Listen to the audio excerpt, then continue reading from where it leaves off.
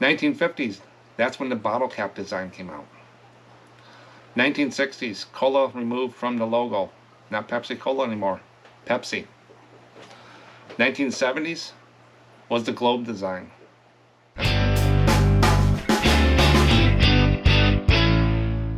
Welcome back to SMPostcards. Today, got 4 things again. What sold? I sold 16 cards on eBay. Sales are kind of up and down.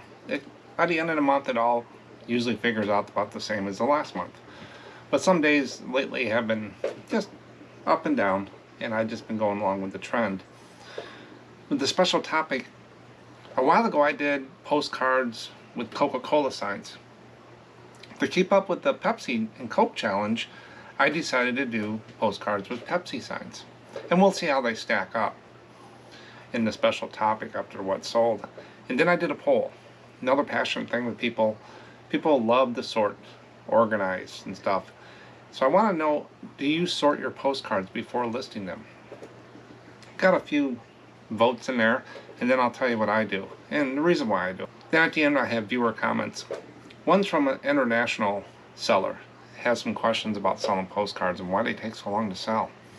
I'll give some insights on what I think, and maybe you can comment in the video for the viewer as well on your insights. But let me go ahead and get through the what sold here, and I'll go through them, and at the end I'll give you my totals and how I'm doing my goals for 2023. First card was View of the Point at Night, Pittsburgh, Pennsylvania. Night views linens always do good. They sell for me, so they do well. This was $4 to $5. This one was City Skyline, Colorado River, Austin, Texas. One of those filler cards I put in there. This was posted in 1969, just a chrome card, $4 to $5. This is the Sims Restaurant on the boardwalk in Ocean City, New Jersey. It's a multi-view, kind of 2 views, chrome card, $4 to $5, goes that way. Then I sold a hospital ship, the Sanctuary, AH-17, just one of those prints, matted on both sides. It's continental size, $4 to $5. Sold another boat, the Rathburn, USS Rathburn. It's a publisher card because they bought it from a publisher and it has the publisher's name on there. It's a good card stock. Got about 150 of these left, so $4 to $5. Sold this one. I think it's a Joshua tree, but it's a real photo Joshua tree. It was in the Texas box right there. Real photo. It's got a stamp box on there, but it says A Lonely Sentinel of the Desert. And that's why I put in the title. Got $7.65 for a plain tree, of a real photo of a plain tree. Next, this one sold for $5.55. It's from the Goofy series. I did a video on those, and I sold a couple sets of those. I was getting at an auction, and I took one of the sets and I broke them up and I sell them individually. And these are little trade card size postcards with a pre-stamped message on there. Postcard back, but it's the size of a trading card. It's not the size of a regular postcard. So here's a regular postcard, and that's the size of it. So I sell these off and on, $5.55, and it does go standard, eBay standard envelope. Next one is another ship, USS Albacore. This is like a museum, or an experimental submarine. It's a continental card, publisher card that they had. I only got about 6 or 7 of these left. But this one is the Johto Mission, Lahaina Island, Maui. So this is right where that fire was on there. So that sold for $5.65. Then here's that banyan tree they talked about, the one that's been there forever, and they hopefully it'll be saved. It did get hot on there, but it's the same place in Lahaina. I think that's, I can't say the Hawaiian name, but that's the name. But these are cards that are actually selling, and the way I see it, they're selling because of the devastation they have, and people want mementos. So I don't rush to price them up or anything like that. Next one is a Dining and Cocktails, a restaurant, Bosisi in Texas Street, Fairfield, California. Multi-view of a dining room. Home card. $4 to $5. This next one sold for $5.65. It's the Whalers Village, and this one had a little story. So eBay was having an issue with people with PayPal not able to buy the cards. So Susan here asked me if I could hold it for her. But this was a Hawaii card. I know there was an issue with PayPal and eBay. I said, sure, I'll just end it. Send me a message when it's fixed. I heard there was a problem with PayPal and eBay. I let her solve that issue because I'm not having issues. She is, but she has. So then she came back 2 days later and said, hey, I can do it now. And I put the card up and sent her the link. And that's the card. This is the Whalers Village in Hawaii. From Williamsburg Bridge. This is the Museum of Art. I think it's New York City. Right there. $45. It's not a white border, it's a chrome card. It's newer on there. Sold another ship. USS Indiana. $45. Publisher card. I like when I sell those cards. This one is the Flanders Hotel, Ocean City, New Jersey. Just the lobby of the hotel or the dining room or something. Lobby, it looks like. $4 to $5. And then I sold an Indian guy. Indian Chief and Teepee. Had a bunch of Native American cards, and that's the Indian Chief and the Teepee right there. $4 to $5. So altogether I sold 16 cards. So 16 cards for a total of $86.96. My average sale price is $5.44 for the day. So the goals that I had for 2023 is I sell $70 a day or more, but my minimum was $70. I hit $87 to $86, so I'm good there. $5.44, my average sale price is still going up for the year. And I sold more than 14 cards. I want to do 14 or more cards a day. I sold 16, so I met that. But I also sold a few things in the Ko-Fi store. This one here is 2 packs of dividers for a member in Ko-Fi. You got 40% off of the dividers.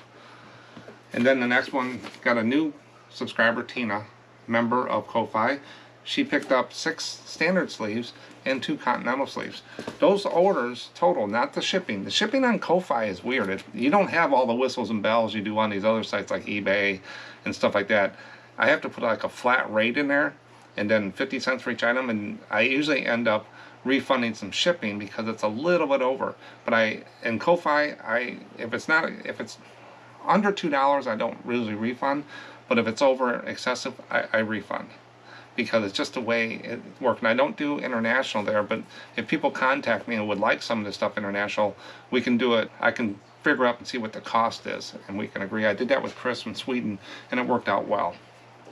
But there's just no way to exclude places, and it's worldwide, or only, it looks like, on there. So the total orders without the shipping was $29.74 in the Ko-Fi store. So add that to the $86.96, I had a $116.70 day. And for what I'm trying to do this year by slowing down, getting rid of flea market, getting off the sites, I'm happy with that.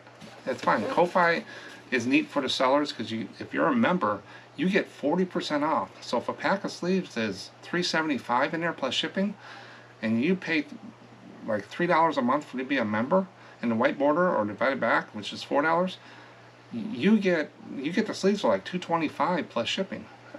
And I don't make that much on it. It's just sometimes I want them to sell because we use them so much. We just want to get them cheap. Become a member and get the stuff. Don't spend too much on the sleeves that you use. I got dividers, I got trade cards, a whole bunch of stuff out there. Just go out there and look at the thing, and I'll put the link right down here again, and just take a look at it because it's a good deal for you. Even if you signed up as a member for $3 or $4 a month, this order Tina did, she's already paid for it by getting the sleeves and stuff. It's easy. So that was the what sold. Special topic. Not a lot on this. Now the Coca-Cola sign one, I had a little bit more in-depth information. Pepsi, I got some information here, but it's interesting how it came out compared to Coca-Cola signs. The Pepsi challenge. Remember that in, I think it was the 80s? But I'm going to go ahead and read some stuff, facts about Pepsi, the soft drink, and a little history. And then I'm going to get into how the logo has changed over time in there. And while I do that, I'm going to show you some postcards with Pepsi signs that I found. Now these are ones that they put them in the title.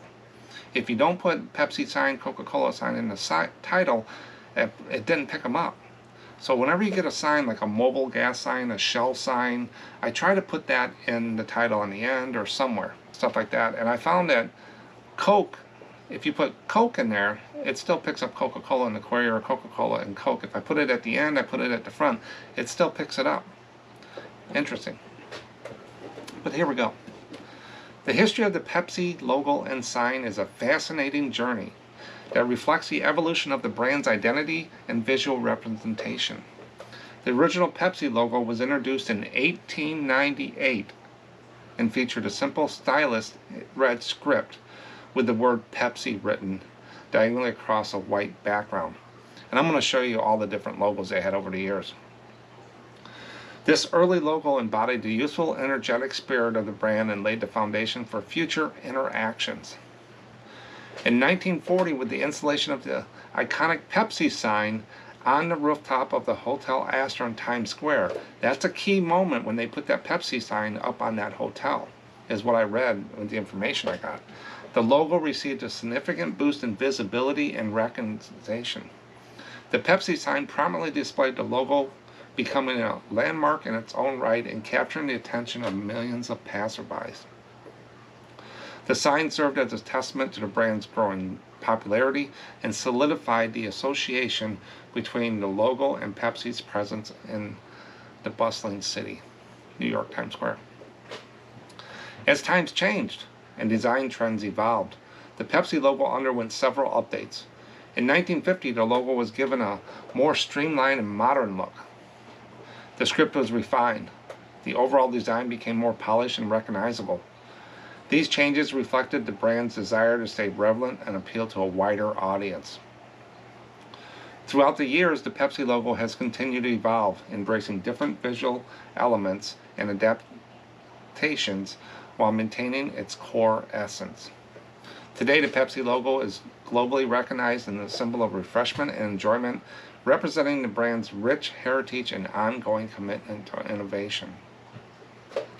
So look for Pepsi signs and logos on postcards, and it might give you a few extra dollars. And I have that video again for Coca-Cola. And when I put them through there, you want to try to find them. Some people have commented it's hard to find some sometimes. You miss them. So the Pepsi signs. But now I want to talk a little bit about how you might be able to date a postcard, the logo that's on the postcard, and put something in there, or just for common knowledge as you go out and see Pepsi crates or other things you want to sell. There's a lot of sites with little bit of differing about the logo and the dates. And this is the best one I found. This is the one I think is most correct. I could be off just a little bit, but this is from a source that I would say is good. Where all these things, it's going to be around this time frame, but this is what they had on there. And I would show you what to look for. It's just like looking at the different, cancels and the stamp boxes on postcards. You can do this with Pepsi. So now I'm going to walk through, starting in 1898 all the way to current, what each logo looks like. And I'll give you a little fact about it. So in 1898 to 1905, name changed to Pepsi Cola, and there was a swirl logo created. A little bit of swirl there. Then 1905 to 1906, swirls become bold and black, or bold and thick.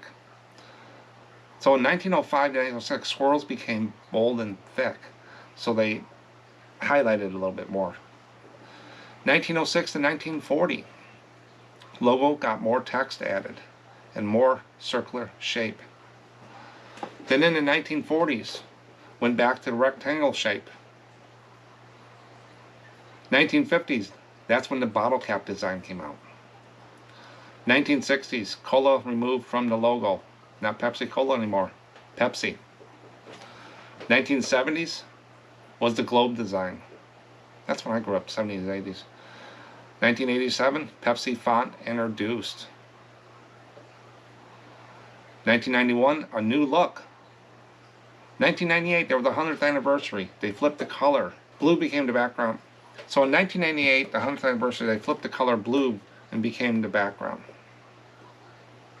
2003, the 3D logo. 2006, cool logo droplets of condensation on the globe. 2008, that's the flat logo. Then 2014, small changes to the logo.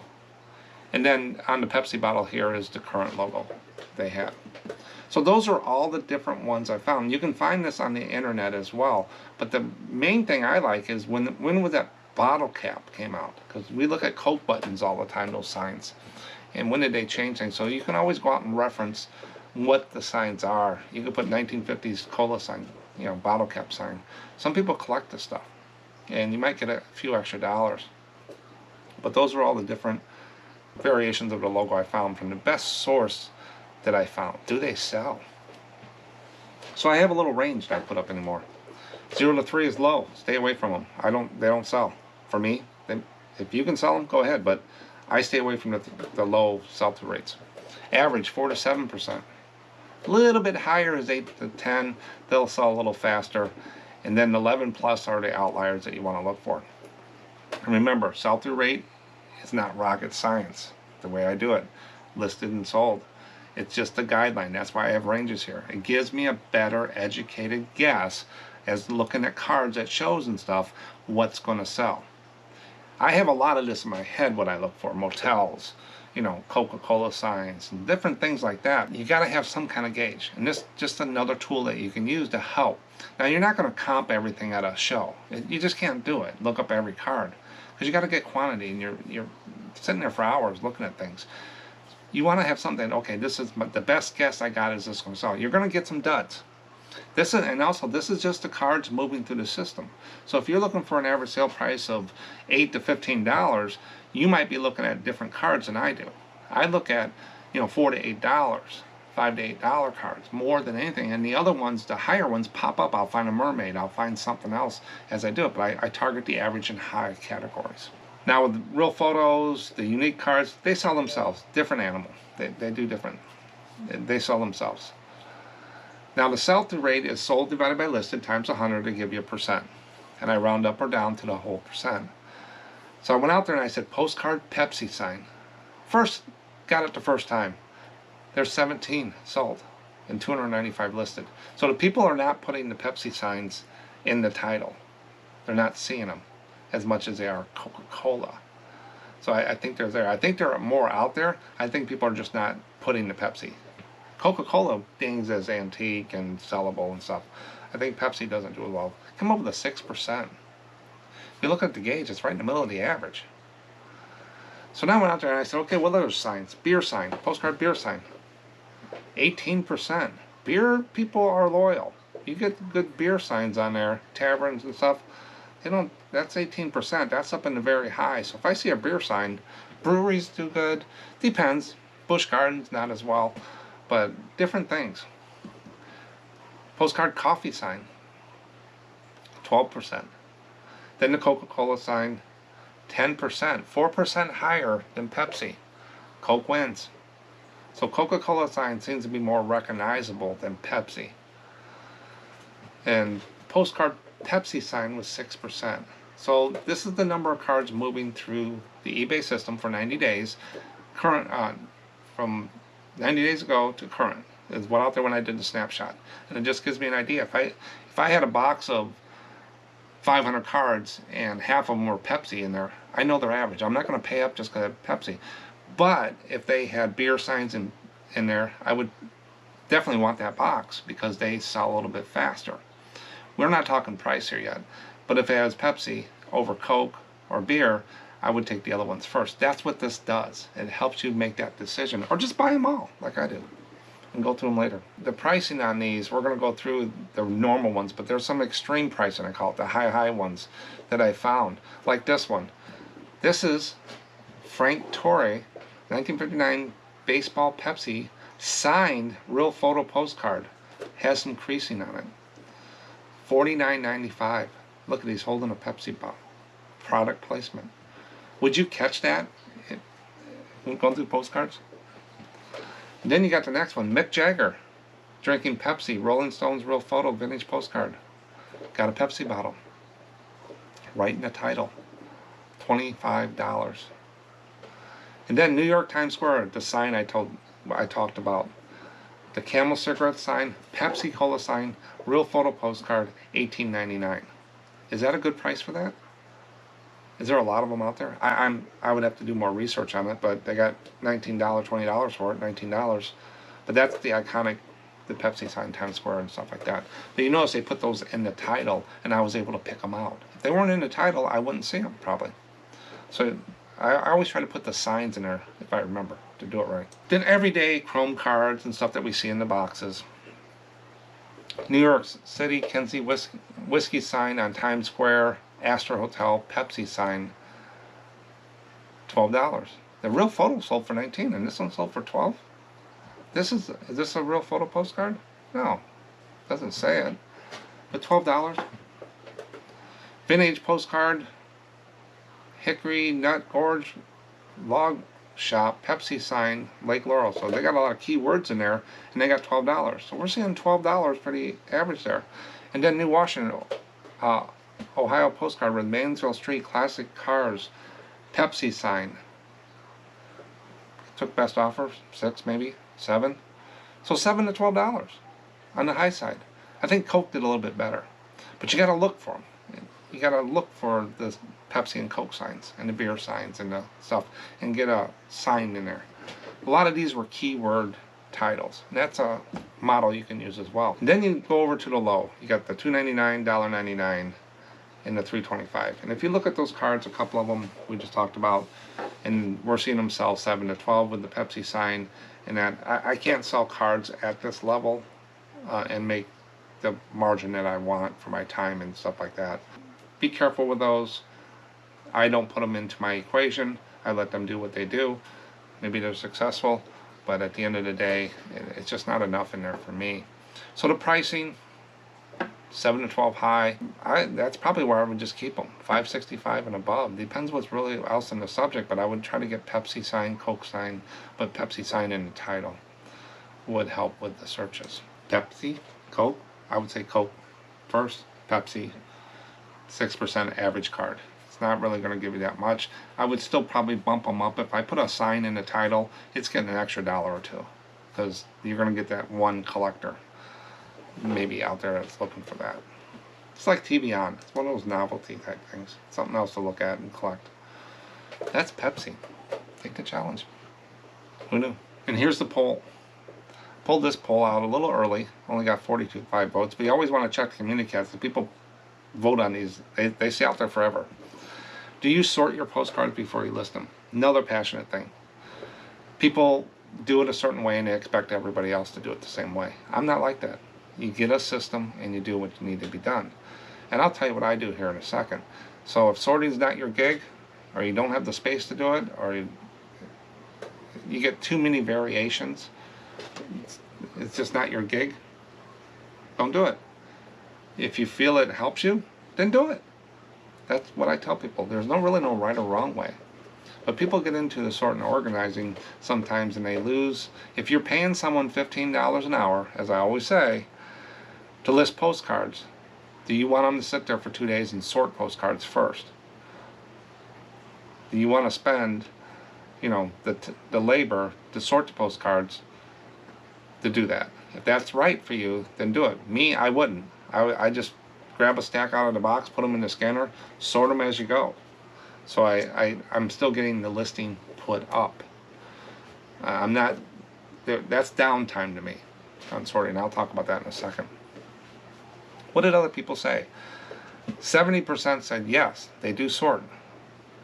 29% said no. So 70-30. And 4 with other. Had a few comments. Catherine Naley, by country and then state, Providence, but overseas just by country. So she does it by state. I hear a lot of people doing that because they don't want to type North Carolina or South Carolina. I type pretty quick. It doesn't bother me what I type in there. But overseas by just the country. Yeah, you have a system. Use it. It works for you and that's been beneficial. Go ahead. I'm not telling nobody how to do their job. I'm just giving opinions from people. And Kathy does state by country, state, and province. Boldly Grow Pickers. When I get a new set in, I often pick out a few out that I know will do well, or maybe that I will enjoy listing. I usually do a lot of those on the weekend. The rest go in the general pile I list throughout the week. So that's what he does. He's got a system. What do? I don't sort. 99.9% of the time. I'll put it that way. I leave a little bit, because if I buy a box of cards and I'm thumbing through them and I see a bunch of, say, Wikiwachi mermaids, I know when I get home I'm going to grab that bunch out. So is that sorting? I don't have the pigeonholes to put all the different states in and stuff like that. My mind doesn't work that way. What I do is I just take them out, try to get rid of any novelty cards that have metal add-ons or glitter and stuff like that, and I fill up a white box with this, and I go over to my scanner and I just start with the first one and I just scan it all the way through to a folder, and I put them back in the box the same way. So as I list, I'm just pulling out of the box as they are in my folder, and I delete the photo after I do it, so I know where I'm at when I stop and start. Right now I have 3 boxes scanned there, I got 2 full white boxes over there, and I got 3 scanned over there, all in different folders. So I'll sit down and I'll scan for a couple hours and fill all the boxes up. But I got them all organized. That next batch 1, next batch 2, and each box is labeled where they are in what folder. But I don't spend the time to sort New York, in New York City, North Carolina, and stuff like that. I just go through, and if I do get a card, let's say this card here is damaged, or this card I can't list, I just toss it in a bucket under my desk and move on to the next one. If I do, sometimes you get on a roll and you get all Texas cards or something like that, but maybe you're mixing things up. I like doing a variety of things too. It doesn't take me that long to use eBay templates, because everything's filled out. I only have to change 4 or 5 things, and I'm not worried if it doesn't pick the state. I have my own categories and stuff too. But I have a system. It works for me. I've been doing it. I'm comfortable with it, and I can do them pretty quick. So you just got to get a system. If you want to sort your cards and stuff, and it buys you something more than it does me, go for it. But I know they're all going to get up there sometime on there. But if I do see any cards in a box that will do very well, I will pull them out. That's probably the part of the sorting I do. And a lot of times when I buy the bigger lots, they're already sorted. The collector's done them, curated them all already. Like Daniel's got a lot of the boxes here I bought already sorted. So I can go through and grab a little bit of Massachusetts, a little bit of Connecticut, and just put them in the stack here. So I don't want to put up 1,000 Massachusetts. I want to put a variety up. That's my system. So, but check out the polls. This will grow. Comes out every Saturday. Make sure you subscribe, and you'll see them out there and vote. I don't know who it is when they vote, but if you leave a comment, I can see the name in the back end. But voting is just a number. So go for it. That's the poll. Now I got 3 comments here, and the first one is from Karen Henderson, longtime viewer of the channel. Thank you, Mark. I have always done well with stadium cards. This was about the video about stadium cards, the ballparks and stuff like that. And pick them up when I can afford them. Main takeaway today, I need to do a better research on my pricing. I have been thrilled to get $6 to $9 to find out that some may be worth more. The rush to hit our listing goals has kept me from doing the most important work. Thanks for a reminder. Yeah, I'm guilty of that as well. I like quantity. I sometimes fly through and get my listings done, and maybe I don't spend the time on research I should, but I got what I want for the card. And that's always the struggle between there. Pricing is a passionate thing. Some people say, well, they're not pricing fair. There is no fair. There is no rule book on how to price. You're going to underprice, you're going to overprice, and you're going to get just right. Me, I can price maybe a little lower than some because I don't have the overhead. I don't promote a lot. I don't run a lot of sales. I don't put best offer on. My best price is out there, so I'm not over the average. I look at it as an average for the month, quarter, 6 month, and a year. I don't look at every sale. To me, it's how many cards I move. I'm not looking for that $2,000 postcard all the time. I'm looking for the $5 to $8 cards. And the other ones pop in when I see them. So pricing, some people get upset at the low ball, the people that do it for $1, and they just can't get over it. And you're not going to stop them. That's what they do. That's their model. They're making some money, I guess. They keep doing it, or that they just like doing it. Then you got people that price way out and they never sell cards and they blame eBay. You got to find that right thing and have the tools to do that. But just because someone sold a card for $20 doesn't mean your card's going to sell for $20. It could sell for more, or it could sell for a lot less. They just found that one person from that 100-year flood that bought it and stuff like that. And we all want those people, but it's whatever. And when I do the pricing here, I try to bring the extreme ones up so people know the high watermark, the low watermark, and you find that one average. Now I think Karen was going up to quantity and she's resetting herself to go and do a little bit more research, spend a little time there. It's fun listening and just flying through. I know what she's thinking because I do it all the time. But I will buy, like I bought a box, 1,000 Texas cards that I know are chrome. How many pictures of the Alamo can you have, postcards of the Alamo? I know those I'm going to fly through. Those are filler cards. It fills the valleys on the low days. These little $4, $5 cards, I'll sell 10 of them. I got $40. It takes the edge off those low days. Those are called filler cards to me. So you got to have the cash flow coming in while you're waiting for your other ones that you priced up to sell. I have the option to wait a little bit more than some people. I don't do this full time. It's not my main income. Some people do this for a living and they got to move cards and they got to get top dollar. Everybody's different, but there's no fair in business. It's whoever can buy it for the best price and sell it for the best price and who keeps the most money. It's not what you make at the end of the day, it's how much you keep. So if you're promoting 12-15% just to get views and you're throwing sales on and coupons, if you're not putting that into the price of your card, that's a cost of doing business. If you're spending too much time looking for cards and spending your time, stuff like that, just think about paying someone to list postcards. Is it the most efficient way? Your business is paying you basically to list postcards. Are you doing it the most efficient way? I'm not going to spend 12 hours or 2 hours researching a Chrome card from the 60s about some restaurant that might not be there. I will let someone else do that. I will put it up for the best price I can, get my margin, and if someone wants to do that, they can. Now with a real photo postcard, I might dig a little deeper. But some of the other cards, I'm not going to go and look up the history on every card. You got to have, my niche, I have to have quantity and variety with a good price to sell, ship in 1 or 2 days, and clear scans. That's it. So thanks, Karen, and keep it up. There's 2 things I use to comp cards.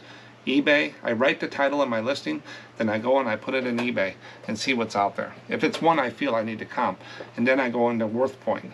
WorthPoint pays for itself for me every month the first day. It has tremendously increased my ASP by finding cards that sold on other sites, or just a different way of looking at it on there. And I have a link in the description if you want to do a free trial for WorthPoint.